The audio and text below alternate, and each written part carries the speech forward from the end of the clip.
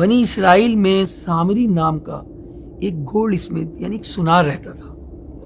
یہ قبیلہ سامرا کی طرف منسوب تھا، اور یہ جو قبیلہ تھا یہ گائے کی شکل کے بت کا پجاری تھا، یعنی گائے کی شکل کے ایک بت کی یہ عبادت کیا کرتا تھا۔ سامری جب بنی اسرائیل کی قوم میں آیا تو ان کے ساتھ بظاہر یہ حضرت موسیٰ علیہ السلام پر ایمان لانے والا ہو گیا، مگر دل میں ابھی بھی یہ گائے کی پوجا سے محبت رکھتا تھا۔ چنانچہ جب بنی اسرائیل دریا سے پار ہوئے اور بنی اسرائیل نے ایک بت پرست قوم کو دیکھ کر حضرت موسیٰ علیہ السلام سے اپنے لیے بھی ایک بت کی طرح خدا بنانے کی درخواست کی، معاذ اللہ، آپ علیہ السلام اس بات پر سخت ناراض ہوئے۔ اب سامری موقع کی تلاش میں تھا، چنانچہ حضرت موسیٰ علیہ السلام جب تورات لانے کے لیے کوہ طور پر تشریف لے گئے تو موقع پا کر سامری نے کچھ زیور لے کر اسے پگھلایا اور جمع کیا اور ایک گائے کا بت بنایا، اور پھر اس نے کچھ خاک اس گائے کے بت میں ڈالی۔ وہ خاص قسم کی تھی، اس کا ذکر آگے آئے گا۔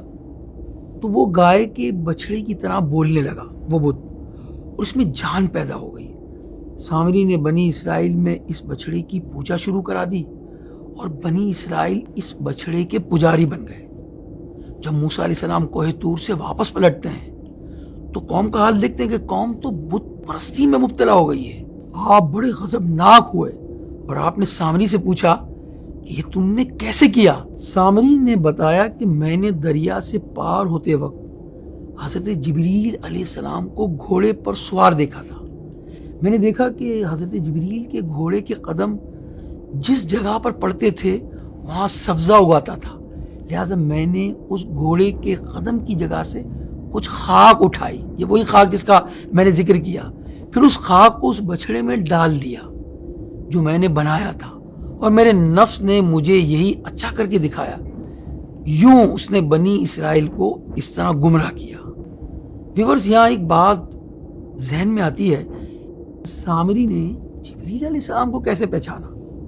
تو اس حوالے سے تفاسیر میں آتا ہے سامری نے حضرت جبریل علیہ السلام کو بچپن میں دیکھا تھا، کیونکہ جب فرعون نے بنی اسرائیل کی اولاد کو قتل کرنے کا حکم دیا تھا، اس سال سامری بھی پیدا ہوا تھا، تو اس کی ماں اس کی ہلاکت کے خوف سے اسے غار میں لے آئی تھی۔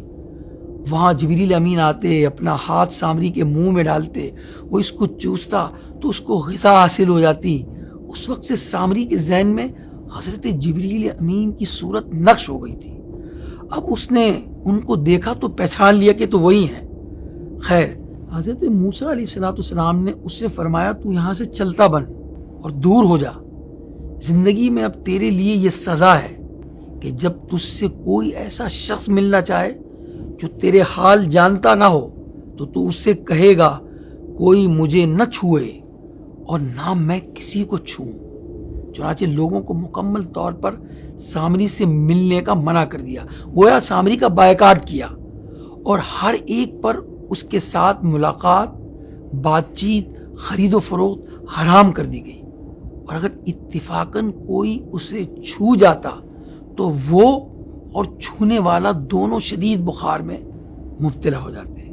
اس کے بعد وہ جنگل میں شور مچاتا رہتا، یہی کہتا رہتا کوئی مجھے نہ چھوئے، کوئی مجھے نہ چھوئے۔ اس طرح اس نے زندگی کے بقیہ دن گزارے، اور وحشیوں اور درندوں میں رہتے ہوئے انتہائی تلخ اور وحشت میں دن گزارتے ہوئے اسی حال میں اس کی موت واقع ہو۔